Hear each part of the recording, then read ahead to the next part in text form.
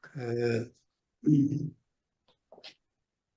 다음 주는 제가 개인적인 볼일 보러 한 주를 쉴 테니까 그런 줄 아시고 화요일 날 한 주를 잘 쉬시고 쉬는 게 심심하신 분은 그냥 저기 창을 또 여셔서 그냥 같이 수다방 여시면 되니까 교제하시기 바랍니다. 자, 2024년 10월 1일 국군의 날이군요. 마가복음 59강 말씀을 나누겠습니다. 오늘 본문은 11장 15절부터 19절인데요. 목소리가 안 좋지만 제가 그냥 읽겠습니다. 저희가 예루살렘에 들어가니라. 예수께서 성전에 들어가사 성전 안에서 매매하는 자들을 내어 쫓으시며 돈 바꾸는 자들의 상과 비둘기 파는 자들의 의자를 둘러 부시며 아무나 기구를 가지고 성전 안으로 지나다님을 허하지 아니하시고 이에 가르쳐 이르시되 기록된 바 내 집은 만면에 기도하는 집이라 칭함을 받으리라고 하지 아니하였느냐. 너희는 강도의 구려를 만들었도다 하시매 대제사장들과 서기관들이 듣고 예수를 어떻게 멸할까 하고 꾀하니 이는 무리가 다 그의 교훈을 기이 여김으로 그를 두려워함일러라. 매번 점을 매 저희가 성 밖으로 나가더라. 네, 19절까지 읽었습니다. 지난주 주제는 그런 대로 성공적으로 제목을 붙였어요. 뭐 배고픈 예수, 굶주리신 하나님, 뭐 이 정도로 해서 아주 제목을 잘 붙였는데 오늘은 제목이 아주 저도 붙이면서 이 화가 난 예수, 분노하신 하나님, 이걸 어떻게 우리가 소화가 잘 되도록 말씀을 나눌까 하는 고민을 하게 됐습니다. 왜냐하면 이 불교에서요, 이 구약 성경 읽다 보면 이 하나님이 화도 잘 내고 뭐 질투한다 그러고 뭐 이렇게 보복하신다고 나오고 막 이러니까 아주 기독교의 하나님을 부처님 수준보다 낮은 그런 수준으로 얘기를 하는 경우를 가끔 들어서 왜냐하면 자기들이 알고 있는 부처님은 전혀 화내는 적이 없거든요. 근데 뭐 신이라는 이 하나님이 화도 잘 내고 뭐 또 벌도 잘 주고 이러니까 아주 이거 소화시키기 어려운 그런 주제입니다. 근데 이제 우리가 이 구약의 하나님의 진노, 하나님의 분노, 그 분노라는 번역이나 진노라는 번역이나 히브리어는 같은 단어입니다. 왜 이렇게 달라지느냐? 번역자가 달라서 그래요. 창세기 번역할 때 번역하신 분하고 이사야 번역할 때 번역하신 분이 달라서 똑같은 히브리어를 다르게 표현을 한 데가 많습니다. 하나님의 분노, 하나님의 진노, 이거를 우리가 소화시킬 때 그 하나님과 인간 사이가 부모와 자녀 사이로 이해를 하면 제일 쉬운 길이 됩니다.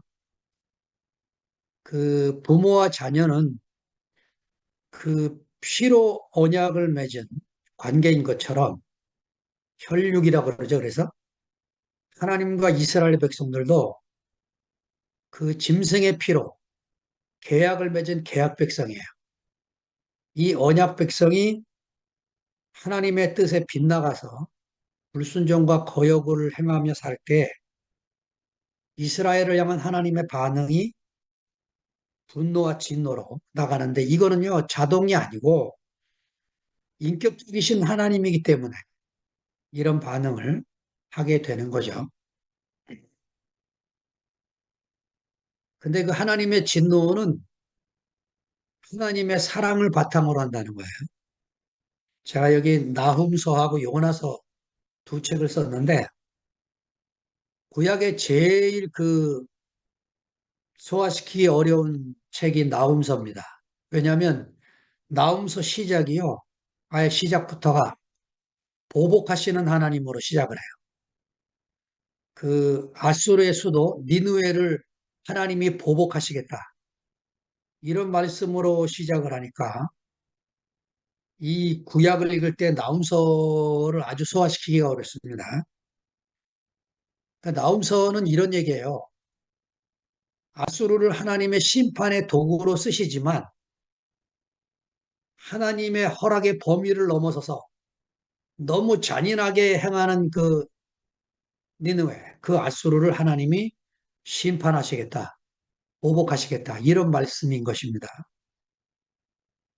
그 아수르의 비석이 발견이 됐는데요.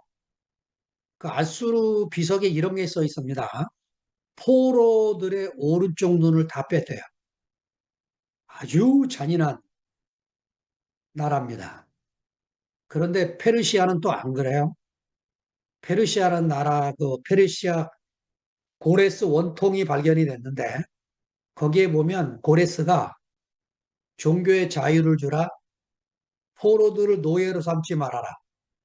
그리고 포로들에게 일꾼의 색을 줘라. 이렇게 아주 당대의 보기 드문 그런 정책을 펼쳤고 이게 페르시아의 전통으로 이어져서 나중에 이슬람도 아주 이런 정도 수준의 그 잔인하게 대하지 않는 전통이 이어져 가죠. 그래서 이제 나훔서만 보면 하나님이 보복하시고 그런 하나님으로만 보이는데 나훔서와 같이 읽어야 될 책이 요나서입니다. 요나서는 똑같은 니느웨에 대한 얘기입니다. 니느웨를 보복하려고 하는 요나를 하나님이 설득하는 이야기예요. 하나님이 니느웨를 심판하고 싶지 않으셔서 요나를 니느웨로 가라고 명령을 하심에도 불구하고 요나는 니느웨가 망한 꼴을 좀 보고 싶어서 다시스로 도망을 가죠. 근데 풍랑을 만나게 돼서 큰 물고기 뱃속에 들어갔다가 니느웨로 물고기가 토해내는 바람에 니느웨에 도착을 하잖아요. 근데 그 요나서 읽어보면요. 그게 니느웨 성만 해도 아술의 수도죠. 사흘 길을 걸어야 되는 엄청난 길인데 하루 만에 돌았다는 거예요. 이게 무슨 말이냐? 요나가 니느웨 사람들이 회개할까 봐 사흘 길을 돌아야 되는 말을 하루 만에 이렇게 전한 거예요. 회개하라. 그렇지 않으면 멸망한다. 멸망은 크게 소리 지르고 회개하라는 작게 하고 회개할까 봐. 니느웨 사람들이 회개할까 봐 겁이 나서 요나가 회개하라. 하지 않으면 하나님이 멸망시킨다. 이렇게 이제 외쳤는데 웬걸요? 니느웨. 니느웨 왕이 왕부터 회개를 시작을 해요. 그러면서 뭐라고 선포를 하냐면 이 땅의 모든 백성들아 그리고 짐승들에게까지 금식을 선포하고 물도 못 마시게 하면서 뭐라고 말하느냐. 우리가 이렇게 하면 하나님이 혹시 돌이켜서 우리를 구해 주실지 누가 아냐. 이야, 이 돌이키다는 말이 구약의 중요한 말이에요. 슈브라고 하는 히브리어. 한 그러면 정말 하나님이 심판하려고 했던 하나님이 심판을 거두시고 심판하지 않으니까 요나가 화가 났어요. 그래가지고 하나님한테 차라리 내가 죽는 게 낫사오니 내 생명을 거두가 주옵소 이렇게 말을 합니다. 그러니까 하나님이 요나한테 네가 지금 니느웨가 멸망당하지 않는다고 성내는 게 합당하냐? 이렇게 이제 말씀을 하세요. 그 요나가 합당합니다. 이러고는 니느웨 성 앞에다 딱 텐트를 치고 멸망을 하는 며칠 만에 하나님이 멸망시킬까 쳐다보고 있는 거예요. 기가 막혀서 하나님이 니느웨 그 요나 머리 위에 박농쿨을 길게 길러서 박농쿨 이파리가 요나를 시원하게 주니까 기분 좋아하다가 벌레를 보내서 잎사귀가 싹 마르게 해버렸어요. 그 땡볕들이 찌니까 다시 요나가 짜증을 내는 거죠. 내 생명이 죽는 게나 싸우니 나를 걷어가지고 없어서. 하나님이 네가 심지도 않고 기르지도 않은 박농쿨 하나 없어졌다고 화를 낸다면 요나서의 마지막 구절입니다. 이 성 안에, 이 느느웨 안에 12만 명의 좌우를 분별치 못하는 백성이 있다는 거예요. 여러분이 12세기입니다. 이것도. 12세기의 하나님이 니느웨를 포함시키셔서 여기에 짐승들은 또 얼마나 많은 줄 아느냐? 어? 내가 멸망시키지 않는다고 네가 화를 내는 게 과연 합당하기나 한 거냐? 이렇게 질문하면서 끝내요. 예. 그러니까 나홈서만 보면 보복하시고 분노하시는 하나님이 보이시지만 요나서를 보면 하나님이 누구도 멸망하지 않도록 기다리고 기다리고 멸망하기를 바라고 있는 선지자 요나를 설득을 하고 설득을 하는 이런 하나님을 우리가 보게 됩니다. 그래서 누가 수준 낮은 하나님 갖고 시비 걸거들랑 요나서 얘기를 꼭 해주십시오. 성경은 늘 양면이 있다고. 예, 오래 참으시는 하나님 이야기를 꼭 해주셔야 됩니다. 자, 15절부터 이제 들어갑니다.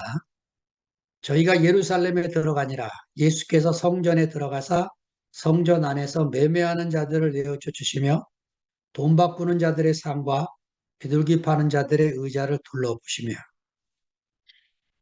저희가 예루살렘으로 들어갔다. 여러분 예루살렘을 들어가려면요 문이 세 개가 있어요.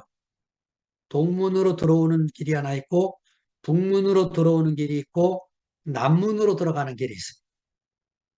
그런데 예수님이 들어가신 것은 아마 동문으로 들어가셨을 거예요. 그런데 그 에스겔서 46장 8, 9절을 보면요. 그 동문으로 들어오는 길은 하나님이 왕만 들어오는 길이에요. 왕이 들어오는 길이고 일반 평민들은 북문으로 들어오거나 남문으로 들어오는데 하나님 말씀에 주의시키는 게 있어요. 북문으로 들어오는 자는 그대로 남문으로 나가고 남문으로 들어오는 자는 그대로 북문으로 나가라는 거예요. 돌이키지 말고. 왜 그런 줄 아세요? 하나님이 지긋지긋하신 거야, 이스라엘 백성들이. 예레미야의 세 구절이나 나오는데 제가 지금 적어드린 그 세 구절의 공통된 표현이 나오는데 그 등을 내게로 향하고 그 얼굴을 내게로 향치 아니하다가 예레미야 2장 27절에 환난을 당할 때에는 일어나서 우리를 구원하소서 한다는 거예요. 어? 하나님께 등을 돌리고 있다가 어려움을 겪으면 비로소 얼굴을 돌려갖고 하나님 구해주세요. 이런 뻔뻔한 소리를 한다는 거예요. 그러니까 하나님이 지긋지긋해서 말해요. 북문으로 들어온 사람 등 돌리고 북문으로 나가지 말고 남문으로 나가고 남문에서 들어온 사람은 그대로 북문으로 나가라는 소리. 이거 막힌 얘기죠. 예? 하여튼 이 이스라엘로 인해서 스트레스 지독히 받고 있는 하나님의 표현이 이 예레미야서에 실려 있어서 에스겔이 지금 그렇게 표현을 하고 있는 겁니다. 고역과 불순종이 아예 이스라엘 백성의 표현이 돼 버렸어요. 자, 성전에 들어가서 예수님이 들어간 동문으로 들어가셨는데 이건 성전에 들어가셨다는 말이 성소가 아니고 성전 경내라는 뒤에 이제 제가 이 경내를 좀 자세하게 설명을 드리겠습니다. 자, 예수님이 이 성전 경내에 들어가셔서 매매하는 자를 내어쫓고 돈 바꾸는 자들의 상과 비둘기 파는 자들의 의자를 둘러엎었다. 예. 왜 예수님이 이렇게 과격한 행동을 하였을까? 학자들이 여러 가지 얘기를 하고 있는데 제가 정리한 내용은 이제 이겁니다. 짐승 제사를 드리는데 예수님이 이거를 들러엎었다. 화폐 교환을 하고 있는 이 사람들의 상을 뒤집어 엎었다. 이 사람들이 뭘 잘못해서가 아니에요. 흠없는 짐승을 제물로 드릴 수 있도록 장사꾼들이 편의를 봐주고 있는 자기들이 기른 양이나 비둘기나 염소를 돈 받고 파는 것은 잘못된 게 아닙니다. 그 다음에 화폐 교환. 당시 동전에는요, 로마 황제의 얼굴이 부조되어 있기 때문에 그 우상 숭배하면 안 된다고 하는 이 십계명의 계명을 지키기 위해서 성전의 관리들이 동전을 바꾸도록 예, 허락을 했어요. 그래서 두로의 동전, 여러분 두로와 시도는 굉장한 도시입니다. 당시에. 예, 화폐를 발행하는 도시에 두로와 그 두로의 동전에 제가 시간이 없어갖고 여러분에게 그 동전 그림을 못 보여드렸는데 은전 앞에는 그 성전 안에 들어가면 금등대, 그 등잔대 등이 그려져 있고 동전의 가운데가 등잔이 그려져 있고 그 동그랗게 주변으로 글자가 새겨져 있는데 이스라엘의 세겔이다. 이스라엘의 세겔. 이렇게 기록이 돼 있어요. 뒷면을 돌이켜보면 뒷면에는 이스라엘을 상징하는 석류나무, 석류 가지 세 가지가 부조되어 있고 그 다음에 동그랗게 글씨가 써 있는데 거룩한 예루살렘 이렇게 기록이 되어 있습니다. 그래서 이 동전으로 바꾸라는 거예요. 두로의 동전으로 바꿔서 하나님 앞에 바치는 이 성전세는 예, 이 화폐로 바꾸도록 해서 화폐 교환하는 사람들이 많았습니다. 예, 아무 문제 없어요. 근데 왜 이걸 뒤집어 엎고 왜 양들을 쫓아내느냐? 바로 이 성전 제사를 쥐고 있는 뒤에 세력, 이 배후 세력, 이 사람들을 향해서 지금 예수님이 경고의 나팔을 불고 있는 거예요. 도전을 하고 있는 거죠. 이 성전 권력 체계, 성전 경제 체계, 이거에 대한 거부, 이거에 대한 도전, 이거를 시위하고 있는 거예요. 예수님이. 예. 보통 설교자들이 이 본문을 말씀을 전할 때 성전 청결, 성전 정결 이렇게 표현하는데 제가 보기에 합당한 표현 같지가 않아요. 성전 폐기입니다. 성전 폐기. 특별히 마가복음은 더해요. 성전 폐기입니다. 손으로 지은 성전은 손으로 짓지 아니한 예수님이 오심으로 폐기되는 겁니다. 사람이 지금도 짓고 있는 헤롯 성전, 네, 헤롯 성전이 한 40년 동안 예수님 오실 때 짓고 있었고 예수님이 십자가에 죽으신 뒤에도 30년 동안을 지었어요. 그런데 그거는 AD 70년에 로마 장군 디도에 의해서 또 폐기됩니다.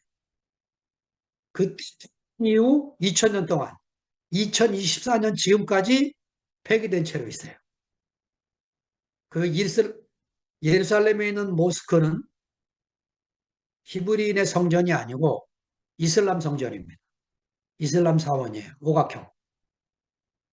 예, 마땅히 폐기돼야 되고 트럼프 대통령 시절에 유태인들이 이 성전을 짓기 위해서 작업을 벌였는데 결국은 아마 재선을 해서 됐으면 작업이 시작됐을지 몰라요. 그런데 4년 임기를 마쳤기 때문에 결국은 성공하지 못했습니다. 예, 하늘로 내려오는 성전 이미 왔고 지금도 지어지고 있고 완성을 향해서 가고 있기 때문에 사람이 짓고 있는 성전은 더 이상 세워지지 않을 것이고 세워져도 아무 의미도 없는 유태인도 이 하나님 나라에 포함되게 하시려면 그 성전이 지어지면 유태인들은 더 이상 돌아오지 않겠죠. 지금 예루살렘에 이스라엘에 한 5만 명의 크리스찬이 있대요. 놀라운 소식입니다. 그러니까 예수님은 전에도 회당에 분노하셨고 마지막 날 어린 양의 진노로 표출하실 것이기 때문에 예, 이 종교라는 이름을 가지고 권력을 행사하는 이런 사람들을 향해서 성경은 끊임없이 분노하시는 하나님을 표현하고 있는 것입니다. 그러니까 우리가 주의해야 될 것은 전에 대국교회처럼 숫자가 많아서 세력이 되면은 우리는 흩어져야 됩니다. 세력이 되는 곳은 다 문제가 생겨요. 이번에 양현호 형님 간증을 들어보니까 예, 그쪽 것도 어느 정도 세력이 됐냐면 아예 다른 종파의 책은 읽지도 못하게 하고 오로지 자기가 하는 말만 듣고 일주일 내내 되새김질해서 나누게 만든다는 거예요. 우리는 그렇게 강요하지 않았음에도 불구하고 자발적으로 그렇게 하고 있었어요. 예, 무서운 겁니다. 세력이 되면 절대로 세력이 되면 안 돼요. 예수님이 지금 그것을 향해서 칼끝을 거기다 대고 지금 시작을 하신 거예요. 지금 제가 마가복음 3장 5절을 적어드렸는데 이 마가복음 3장이 무슨 얘기냐면요. 안식일 날 중풍병자가 회당에 들어온 거예요. 예수님이 지금 저 안식일 날 저 환자를 고치나 안 고치나 지금 그 의심스러운 눈초리로 보고 있는 사람들이 그 안에 있었어요. 예수님이 중풍병자를 아예 일으켜 세워버립니다. 그리고는 뭐라고 질문을 던지느냐. 안식일 날 이 사람을 고치는 게 선이냐 악이냐. 이렇게 질문하는 거죠. 메시지 성경은 아주 재미있게 번역합니다. 그들이 비정한 종교에 분노했다. 이렇게 번역을 해요. 예. 그 성경 구절은 이렇게 끝납니다. 바리새인과 헤롯 당이 예수를 죽이기로 의논했다는 거예요. 그러니까 권력을 쥐고 있으면 이렇게 반대 세력이 나오면 제거하는 일이 공작 시작이 됩니다. 우리 김치현 목사님의 제거 공작 시작이 어떻게 시작됐는지 여러분 아세요? 예. 이게 세력이에요, 이게 세력. 이 무시무시한 세력이 왜 생기느냐? 숫자가 많아지면 생기는 겁니다. 그럼 전도하지 말아야 되느냐? 그게 아니에요. 우리가 세력을 형성하기 위해서 뭘 꾸미면 안 되는 겁니다. 아무나 기구를 가지고 성전 안으로 지나다님을 허락지 아니하시고 16절 제가 이거 번역이 너무나 불편해서 보니까 메시지 성경에 고맙게도 아무도예요. 아무나가 아니고 아무나하고 아무도하고는 전혀 달라요. 아무나는 특별한 사람은 제사장 계열들은 레위인들은 이렇게 읽기 쉬운데 그게 아니고 아무도 아무도 성전에서 쓰는 기구를 들고 다니기를 허락지 않았다. 이게 무슨 말이냐면 모든 걸 스톱시켰다. 이거예요. 모든 것을 폐기 처분하고 계시는 겁니다. 내어 쫓고 둘러 엎고 허락지 않고 마가가 이런 동사들을 계속 쓰는 이유가 뭐냐? 예수님이 지금 성전의 상부 조직뿐만 아니고 성전의 하부 조직까지도 지금 거부하고 있는 것을 나타내고 있는 거죠. 마가는 이렇게 말하고 싶은 거죠. 예수가 오심으로 모든 것이 끝났다. 성전 이렇게 선언하고 싶은 거죠. 땅콩이 다 익으면 땅콩 껍질은 폐기 처분당한다. 이겁니다. 농사꾼들이 땅콩을 심을 때 땅콩만 심어도 된다. 땅콩 껍질을 심으면 안 된다. 이것을 말하려고 하는 것입니다. 우리는 예수의 복음을 전해야지 예수의 껍질을 전하면 안 되는 거죠. 예. 그동안 우리 교회 복음 전하면서 예수의 껍질을 전하는 얘기가 많이 나왔어요. 저도 그 중에 한 사람이었습니다. 예, 우리 교회는 뭐 헌금 강조하지 않는 교회입니다. 부담 갖지 마세요. 뭐 이런 얘기. 예, 그 복음은 아무 상관도 없는 얘기예요. 그런 얘기. 우리 형제끼리 서로 우애하고 사랑하며 지냅니다. 예, 예수 없이도 그런 거 잘해요. 그런 세상이 보기에 아름다운 그런 것을 전하는 게 아니고 십자가에 못 박혀 죽고 부활한 이 예수. 그 예수의 이름. 그것을 전하는 게 복음인 거죠. 자, 17절로 넘어갑니다. 이에 가르쳐 이르시되 기록된 바 내 집은 만민이 기도하는 집이라 칭함을 받으리라고 하지 아니하였느냐. 너희는 강도의 구려를 만들었도다 하시네.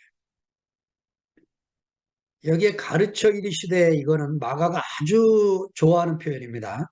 가르치기를 시작하셨다 이런 의미인데 우리가 마가복음을 그냥 쭉 읽으면 예수님이 병 고치는 이야기만 끝도 없이 나와서 예수님의 사역만 보이기 쉬운데 사실은 마태복음처럼 예수님이 가르치신 내용은 쓰지 않았지만 예수님이 가르치셨다는 얘기를 마가도 계속 쓰고 있는 거죠. 제가 마가복음 1장 21절만 그 다시 표현하면 그 마가복음 1장 21절에 이렇게 표현되고 있는 거죠.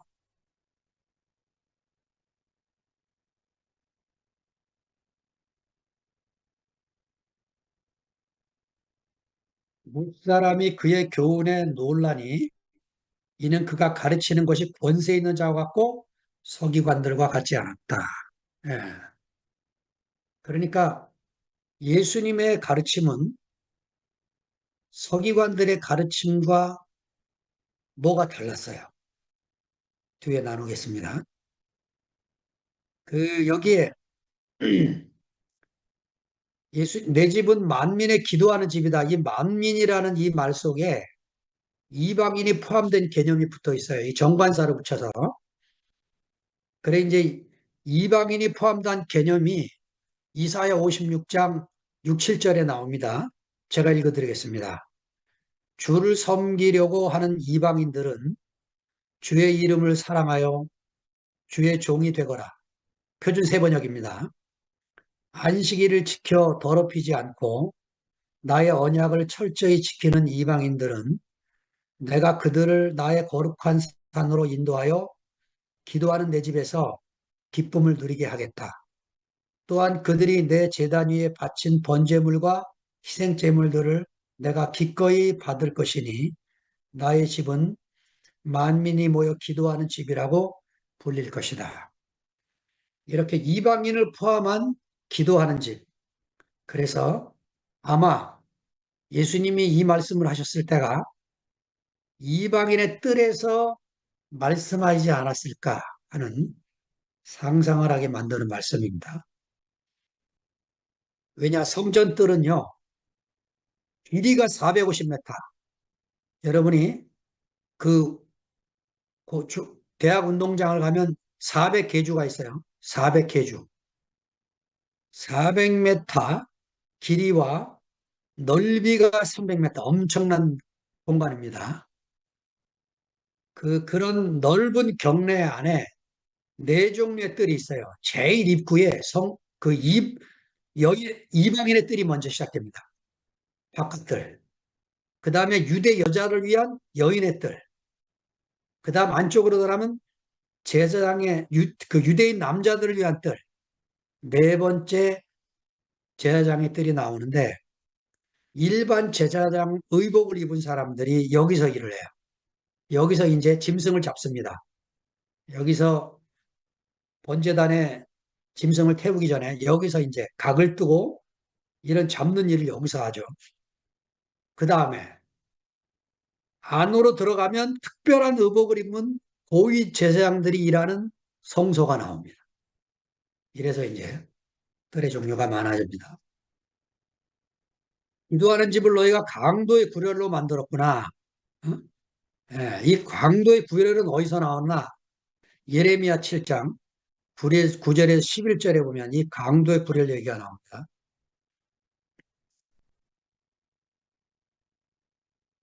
1장 9절부터 11절을 제가 읽어드리면 8절부터 읽어야겠군요. 너희가 무익한 거짓말을 의뢰하는도다. 너희가 도적질하며 살인하며 간음하며 거짓 맹세하며 바알에게 분향하며 너희 알지 못하는 다른 신들을 쫓으면서 내 이름으로 일컬음을 받는 이 집에 들어와서 내 앞에서 서서 말하기를 우리가 구원 얻었나이다 하느냐. 이는 이 모든 가증한 일을 행하려 함이로다. 내 이름으로 일컬음을 받는 이 집이 너희 눈에는 도적의 구렬로 보이느냐. 보라, 나고 내가 그것을 보았노라. 여호와의 말이냐. 이 도적의 구렬이 여기 강도의 구렬로 번역이 돼서 기록이 된 거죠. 자, 스가랴 14장 21절, 스가랴 14장 마지막 절에 가보면요. 만군의 여호와의 전에 가나안 사람이 다시 있지 않을 것이다. 이런 표현이 나와요. 가나안 사람이 왜 써 있을까? 이 가나안 사람이라는 말은 장사꾼이라는 다른 말이에요. 장사꾼이 다시 있지 않을 거다. 당시 두로와 시돈을 캐나안 사람이라고 그랬는데 가나안 사람이에요. 이 사람. 장사에 뛰어난 사람들이. 여러분 지금 우리가 사먹는 과일, 채소 이 모든 게 서울 가락동 시장이나 이 거기서 여러분 전부 전국으로 가는데 누가 돈 벌고 있는 줄 아세요? 농부들이 돈 버는 게 아니고 가락동 시장을 쥐고 있는 철강회사 뭐 이런 농사와 아무 관련도 없는 사람들이 쥐고 대통령 시절에 이거 한번 손대려고 하다가 결국은 또 해결을 못하고 끝났어요. 예. 그러니까 이 강도의 분열이라는 말은 예, 그 장사 안 되는 게 잘못됐다는 이 말을 하는 게 아니고 사람을 대하는데 사람을 섬기는 게 아니고 자기의 이익을 얻으려고 사람을 이용하는 이게 강도의 불행인 것입니다. 하나님의 백성은 무엇을 하든 사람을 섬기는 기본적인 자세가 있어야 돼요. 이걸 놓치고 강도의 구려를 만든다. 18절로 넘어갑니다. 대제사장들과 서기관들이 듣고 예수를 어떻게 멸할까 하고 꾀하니 이는 무리가 다 그의 교훈을 기이 여김으로 그를 두려워하밀라. 자, 대제사장들과 서기관들이 듣고 예수가 공격한 것은 상인들이었지만 여러분 요한복음 2장에 가면요. 요한은 더 심하겠습니다. 노끈으로 채찍을 만들어서 썼대요. 요한은 아주 더 강력하게 지금 표현을 하고 있는 거예요. 상인들을 그냥 내쫓은 게 아닙니다. 노끈으로 채찍을 만들어서 내쫓은 거예요. 예. 자, 그러니까 지금 예수님의 칼날의 끝이 어디로 향하고 있는지를 대제사장과 서기관들은 알고 있었어요. 예. 그러니까 이 사람들이 모여서 지금 예수를 어떻게 멸할까 하는 것을 꾀하고 있다 이겁니다. 의논하고 있는 거죠. 어떻게 생각하세요? 권력을 쥔 자들이 예수 하나 없애는 거 아무것도 아닌 거죠.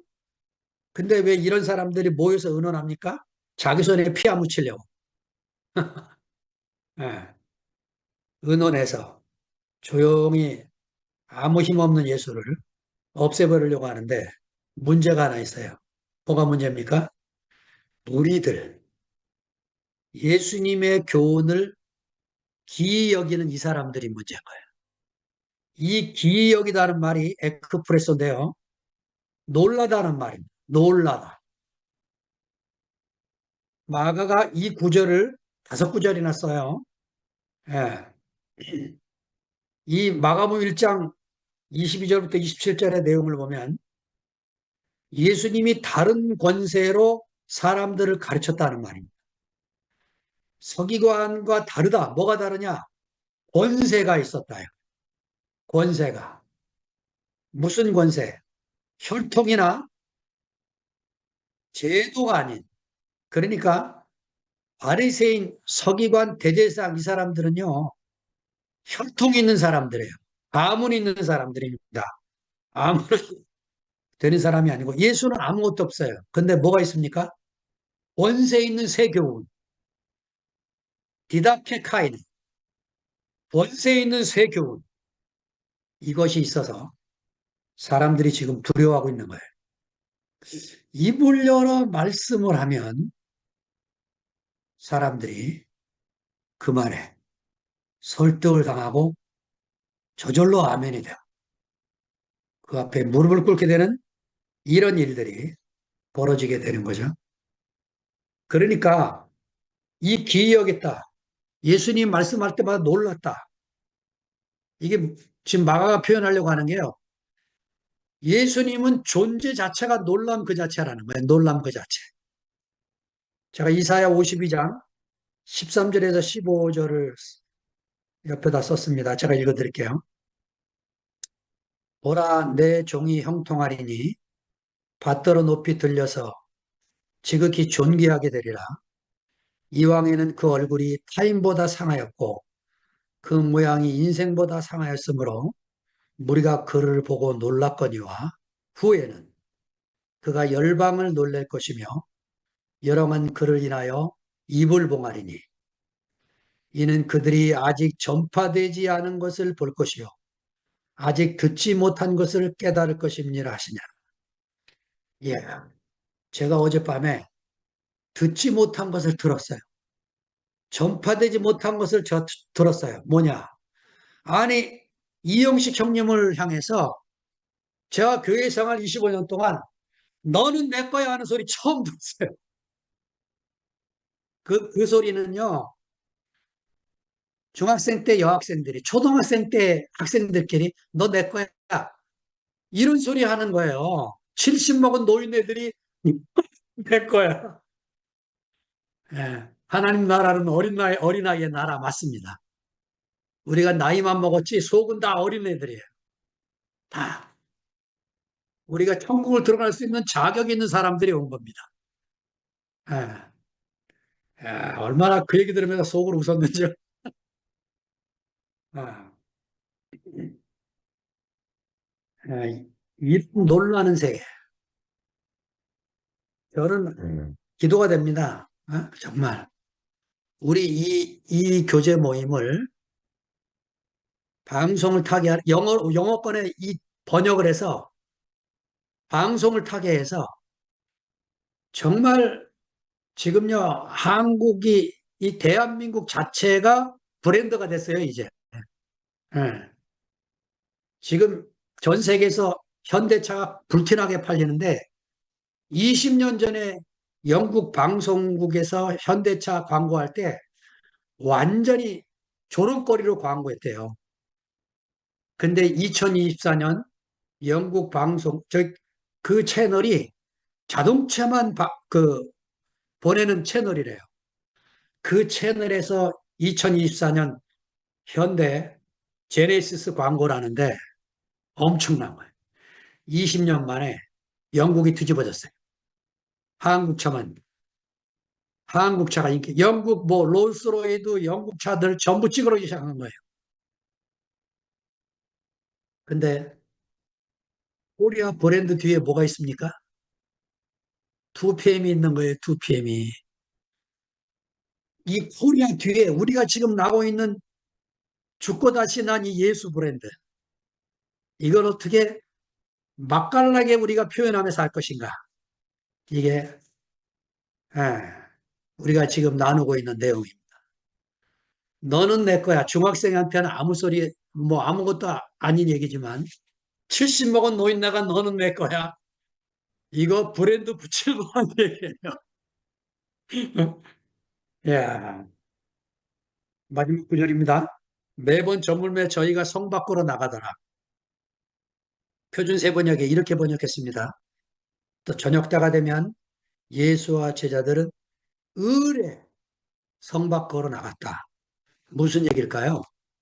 왜 마가는 두 번씩이나 11절에도 쓰고 19절에 또 쓸까요?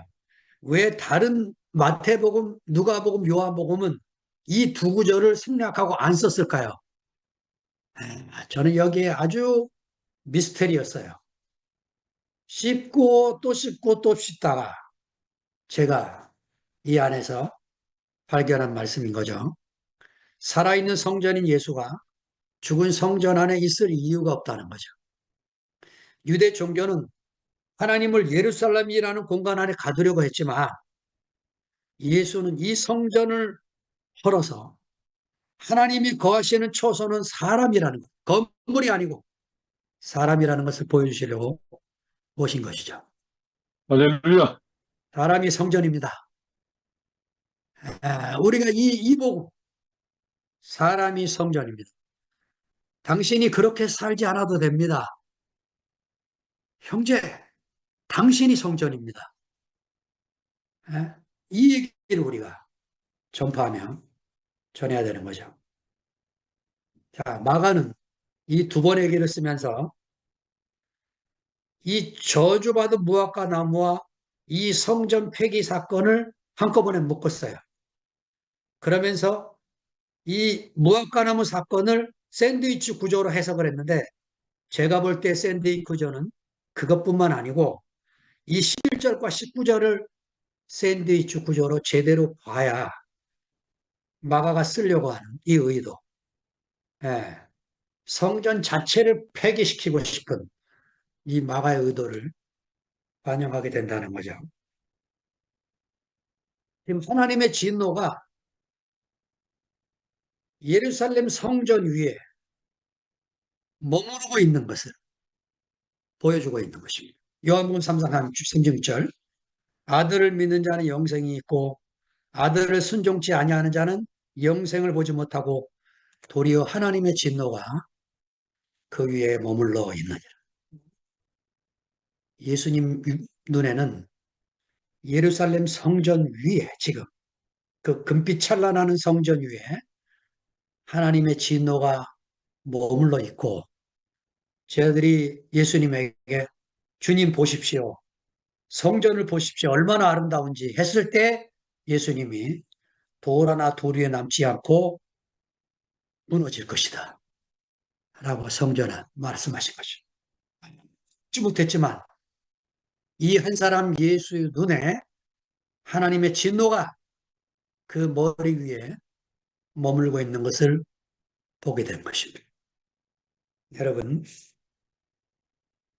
하나님의 진노가 머물러 있는 사람들에게 아들을 믿는 게 왜 중요한지, 아들이 왜 우리 인생에 하나님의 진노를 거두하게 하시는지, 하나님의 축복이 우리에게 오게 하는지를 요한복음 3장 36절을 외워서 전해야 될 복음이라고 믿습니다. 주님을 찬양합니다.